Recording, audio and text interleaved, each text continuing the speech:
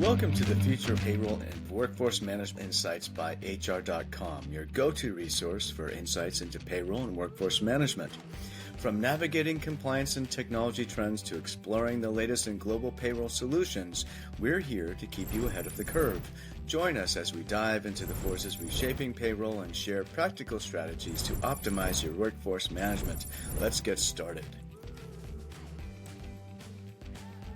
Hello, everyone, and welcome to this latest episode of Future of Payroll and Workforce Management, a podcast here at HR.com, where I am Executive Community Leader of Future of Payroll and a bunch of other things. But this isn't about me today. This is about my guest, Samrat Krishna. Hello, Samrat. Hi, Brent. Thanks for having me. Oh, absolutely. Thank you very much for joining me for this episode of the podcast. And you are the head of marketing for the U.S. at Darwinbox, a very interesting company. And we're going to talk about the last mile of the employee experience today and how it empowers not just employees, but also the employees at large, but also HR administrators to be maybe a little bit more creative, which is really interesting stuff. But first, with every podcast, I like to ask my guests, what gets you up and going every morning when it comes to the world of work? That's a brilliant question. You should ask Brent how am I sleeping at night? Because I feel like we are at the precipice of something amazing happening in the market. Technology just figured out how to speak to you. And I think this is changing a lot of things. And enterprise software at large, but HR more so. And so we're at a very interesting juncture. What I represent in this equation has always been technology. All of my years of working have been with technology companies trying to crack new problem statements and coming up with newer solutions to everyday problems, right? And one thing that I think we can agree on is HR has a lot of problems. So just just figuring out how to sort of weed them out one step at a time is what keeps me going. I'm super excited to chat with you about the topic of last mile. I think it's one of the most underrated conversations in the world of work. And while everyone knows this viscerally, I don't think anyone has cracked the code to figuring out the last mile. So super excited, and thanks for having me again. Oh, yeah, absolutely. I love what you're saying there. Technology, I think you said technology has figured out how to speak to us, which is really Yes. interesting. Really interesting. And that's what keeps me up at night, to be honest with Yeah. you. But there's so much upside here, and HR does have a lot of challenges, a lot of problems that they still struggle with, but they have the right sort of mindset about it now versus say Yes. maybe 10, 15, 20 years ago, certainly, right? Where they want to be Absolutely. strategic. Yeah, these sorts of things. Maybe we could start. So let's just kind of real top line. The last mile of the employee experience. There's a lot of admin stuff going on.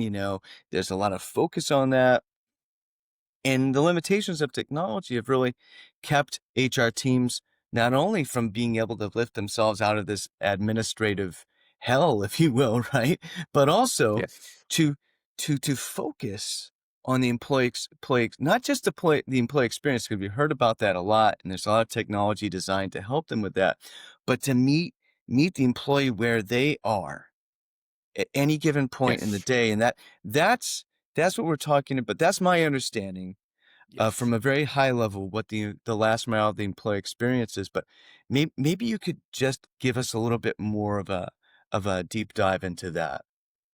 Sounds good. Definitely.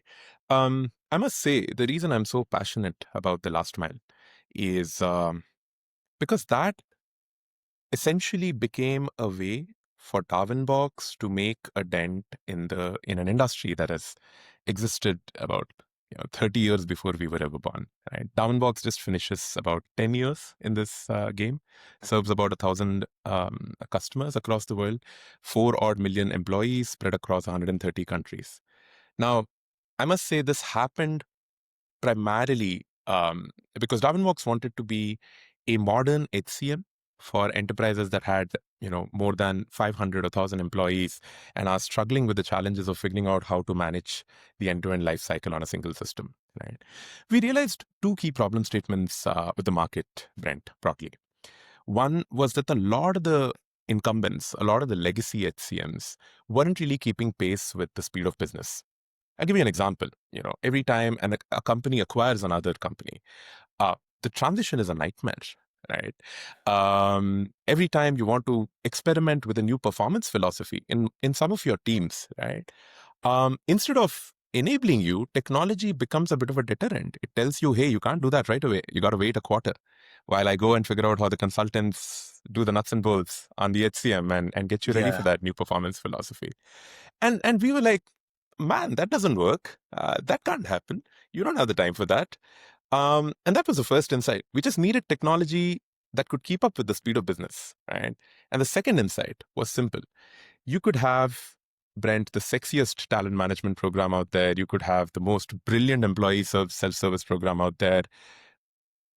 You could have the best stage in the world, but if no one is showing up in your concert, it doesn't matter, right? You got to make Yeah. sure your employees are paying attention to you. It is an attention-starved economy today, Brent, right? And grabbing attention at an employee level is not easy at all, right?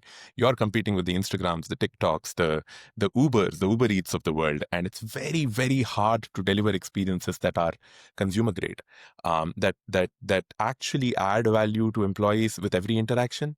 And we figured that if we're able to crack that, if we're actually able to show adoption in an HCM ecosystem, we'll be able to we'll be able to drive real change, right? And that's the reason we're so passionate about last mile. Maybe I'll take a minute to very quickly articulate what we mean when we say last mile, Brent, if that's okay. Sure, but before hold that thought, I definitely want to hear that. But one thing I just really want to say that you really you got me. I really want to say this. You Yeah. mentioned meeting them where they are, and that means yeah, where they are and sort of their headspace, their mindset, but also where they actually are technologically. Like, are they in their email? Are they on an MS Teams call or a Zoom call? Like, which one? Yeah. Right. This is one of the things that's always it's like a white elephant in the room that nobody Yeah. talks about. And we hear about these HCM systems where have employee self-service and all these reasons, single sign-on, so they don't have to sign in a bunch of different systems. But how much time is your everyday, not your everyday, but what your rank and file employee, right? How much Yeah. time are they really spending in the Yeah. HCM system? Unless Yeah. they're tending to something very specifically having to do with, their employment, right? Yeah. Yeah. To me, I just wanted to get that out. Absolutely. No, It's almost absolutely. They're not cathartic. spending time. Then I can assure you they're not spending time in your HCM system. It's by design, right? Yeah. Most of the systems were built, Brent, for compliance. They were built for admin efficiency. They were not built for value exchange at an employee level. And that's the challenge, right? Honestly, the employee doesn't care. They don't care if they're engaging with their organization on MS Teams. They don't care if they're doing it on WhatsApp. They don't care if they're doing it on a mobile interface or a desktop interface and so on and so forth. They just want value.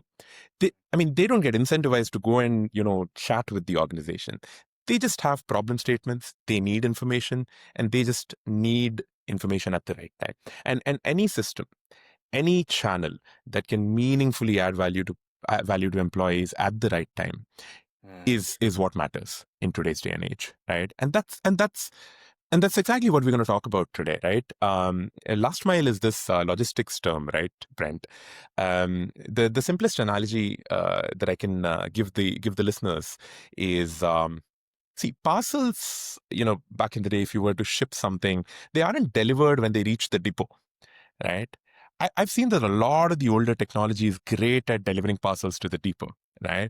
But not great at taking the parcel from the depot to the last mile, to the houses of the employees, right? And that is where I think it happened by design, right? This delta, this gap happened by design because a lot of the systems were, like I said, designed for compliance.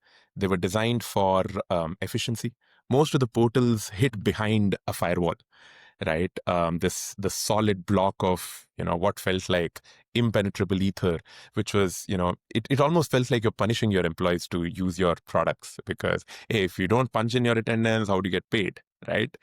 Um, and we also saw that. Um, you know, as technology evolved, we realized that people got more comfortable with better user experiences, right? I'll give you an example.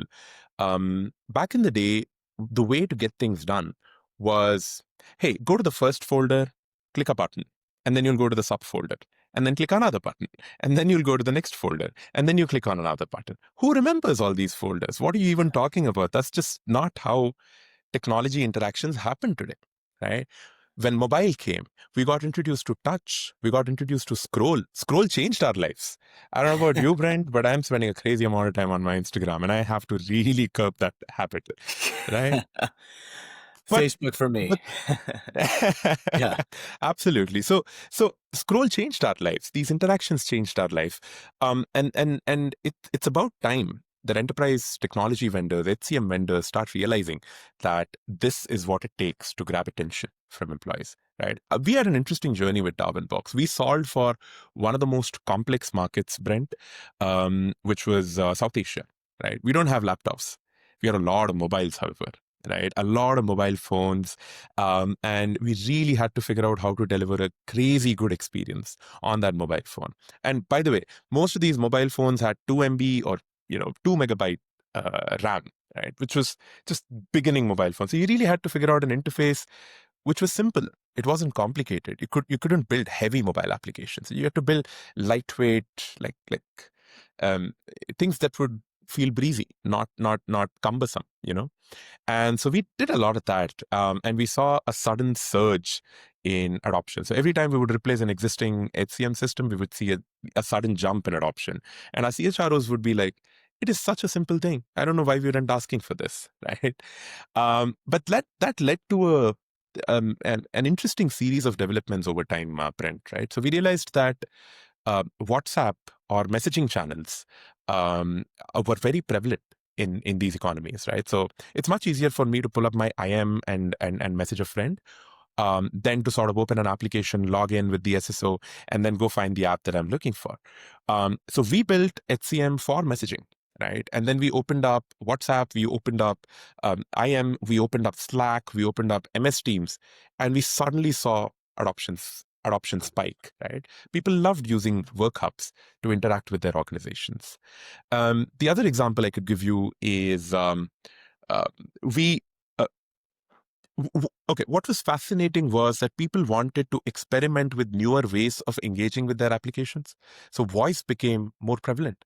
We were one of the first applications which created a voice bot where someone who's on field, say, imagine a truck driver who's on road driving. Oh, last mile on the highway. Think of that. That's a pun. but Yeah. the mine workers, the delivery folks, and so on and so forth, they just want to use their voice bot and quickly check, hey, what's my expense policy, or could you file an expense for me, and so on and so forth. Right. So that's what I mean by last mile, and I strongly urge all of the listeners to go back to their HCM vendors and ask them hard questions. Are you thinking intentionally about designing for my employee who doesn't have the time to log into 25 interfaces? I call it the toggle tax, by the way, Brent. Every time you toggle a tab, you're losing attention. Yeah, yeah, yeah. That's really interesting. You brought up a lot of things, so the last mile can be, it is sort of a metaphor, right? But it also can at the same time be literal, right? When you're talking Yes. about those frontline workers, a lot of those Yes. deskless workers, how are you going to reach them? There's a whole, there's entire sort of sub industry in the HR tech space right now around reaching the deskless worker, the frontline worker. There's Absolutely. plenty of companies and plenty of the long standing full end to end HCM providers are working that into their messaging. So there's Yeah. there's an awakening there, right, to reach those folks. You talk about I love that, getting the parcel, that last mile to the person's house. This is a metaphor or an analogy, excuse me, that I think that I hadn't really occurred to me. It's such a good one, and I'm so glad you brought Yeah. it up, right? And I immediately thought about Amazon, right? Amazon kind of really solved that. Absolutely. You think about, let's take the analogy way too far, right? So way back in the day, there wasn't really a way to get a package from one place to another overnight very Yeah. easily until Yeah. FedEx showed up. right? And Yeah. they solved that problem. Then UPS came along and kind of became the competitor. I think that's how it happened. Don't hold me to Yeah. that. I don't know the history of that market specifically, but I will say that that's kind of like the automation, the technology reaching, Yes. finally moving at the speed of business, right?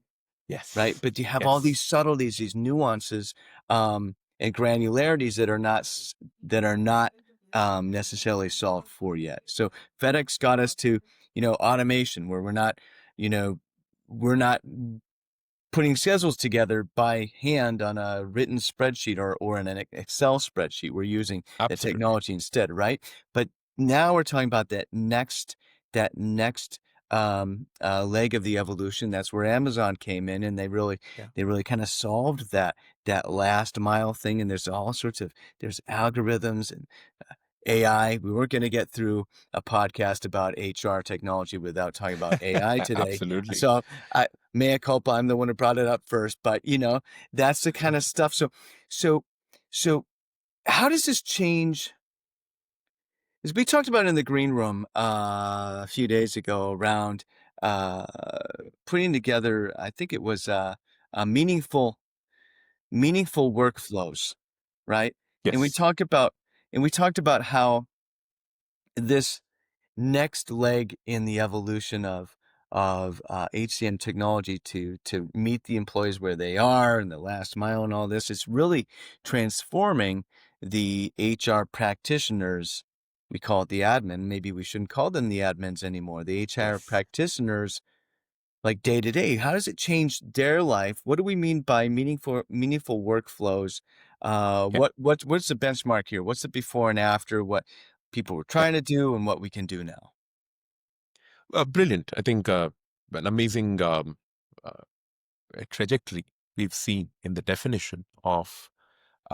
I actually like calling HR practitioner HR architects because it's about time that they take a minute and think that we have to get creative. The world's changing at such a fast pace, Brent. You're managing probably the most diverse workforce you've ever managed. Your predecessors and their predecessors, they've not managed the kind of complexity that you have.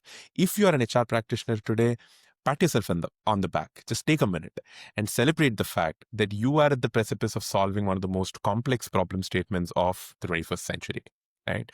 Which is organizing people. People are so diverse today. People are so spread out today. And if you think that the practices you've inherited from your predecessors are going to work for you today, you're severely mistaken, right? We all face this viscerally. We know it, that we've got to get creative, right? But historically, the tools for us to be creative were largely missing, Brent, right? Every time we wanted to make a change in our systems, in our technology expected us to pay a tax, right? It said, hey, you know what? You got to wait 6 months before I can put that in my product roadmap. Or it would tell me, hey, you need the special language like a Python or a Java to learn how to code this workflow into my system, right? But all of that changed in the last decade. Today, you have tools that allow you to be creative at a highly granular level.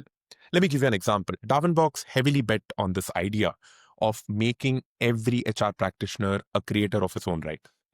So if you are a recruitment admin, or if you are someone who's handling onboarding, for your organization, you know that the same onboarding flow won't work for everyone. It's not a one size fit all.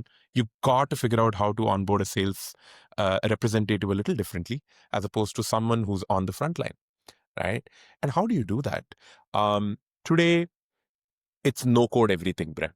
You shouldn't be thinking about. I mean, if you shouldn't be thinking about the translation of language. You should just be able to think a thought and be able to drag and drop something on your screen, right? So Yeah, the first investment that technology made happen was no code everything, right? Build yeah. workflows, not just within your HR systems, but actually build workflows outside of your HR systems too, right? Hey, your HR systems don't have engagement data.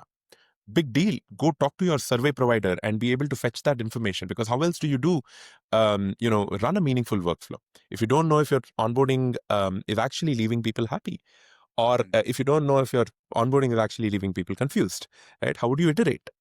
So that's one, right? I would say no code everything. If you are expected to invest in a translator today, you're invested in the wrong technology, right? The second thing is think of journeys as products, right?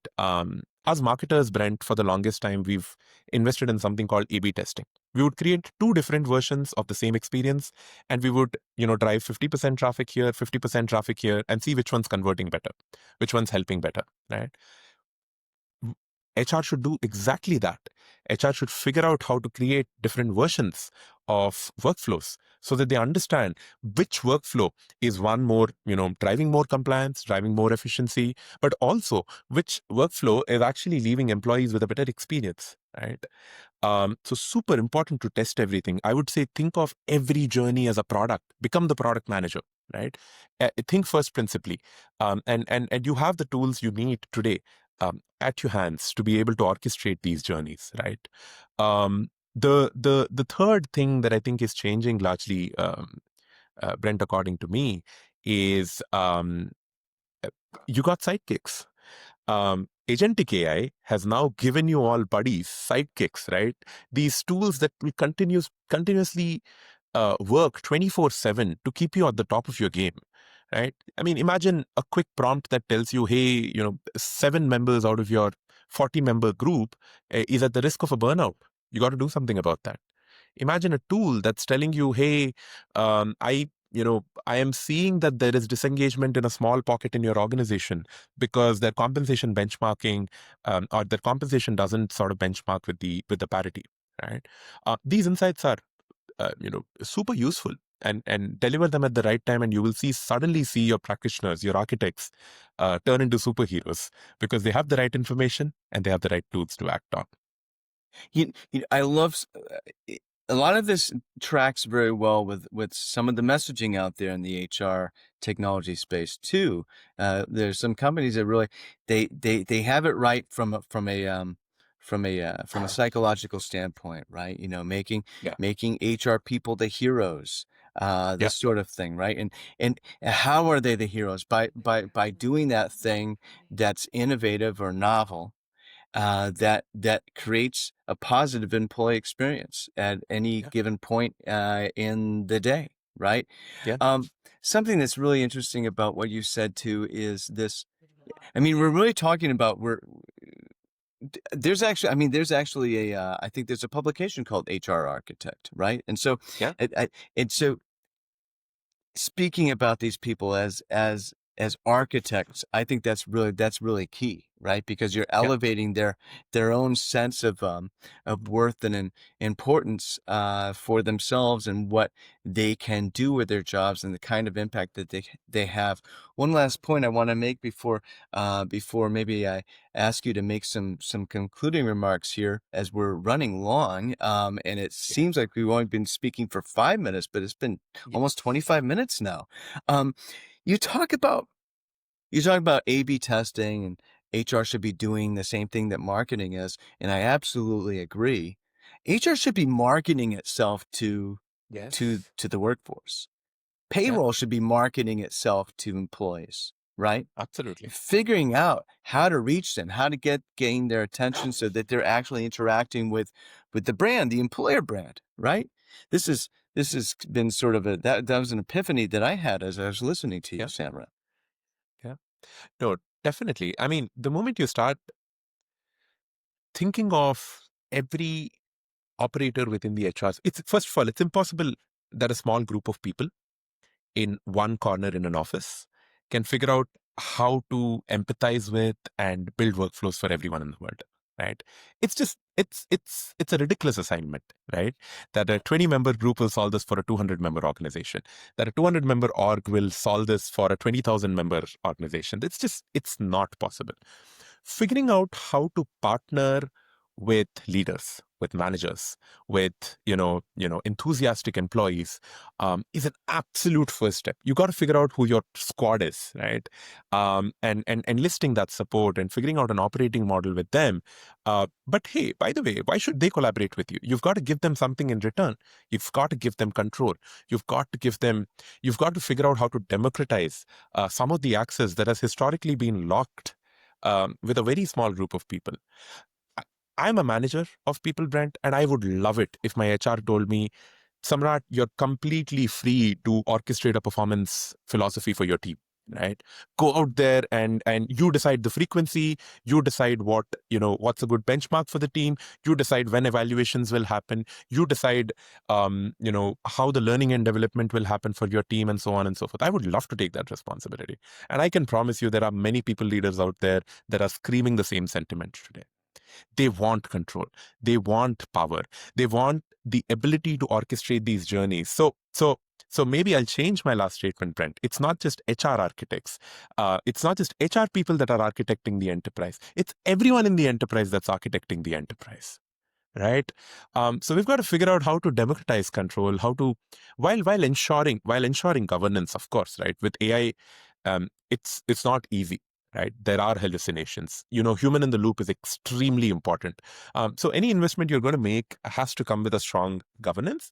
But I would strongly believe that the makers of the future organizations aren't just locked away in offices somewhere, right? It's all of us. It's everyone who's a part of an enterprise, and like I said, because technology's figured out how to talk, anyone can talk to technology, and that's the biggest unlock we will see today. And I really hope that this change triggers a responsibility in every one of us, where we stop worrying about whether our jobs are going to go away or not, and start thinking about my purpose within the organization. My purpose is to add value to people, add value to my customer eventually, right? And we all play very unique roles in this value chain. So we need to rid ourselves of the notion that automation and getting a few admin tasks out of the way was my job. It was never my job. My job was to be creative, think, and contribute to this massive value engine, which is the organization. Right? Absolutely. So well put. So well put. Lots of wisdom shared today, Samrat. Thank you so much for joining us for this podcast episode. This is an exciting time indeed to be in HR. Yes. Thank you, Brent. This was lovely and I had a ball. I hope you'll have me again. I have so many things to speak with Oh, about I you. think I think we will have you again. Thank you, Samrat. Thanks for tuning in to the Future of Workforce Management and Payroll Insights by HR.com. We hope today's episode brought you valuable insights and fresh perspectives on the future of payroll and workforce management. Be sure to check out more episodes and explore resources at hr.com/podcast or wherever you listen to podcasts. Until next time, keep innovating and making a difference in the world of payroll and workforce management.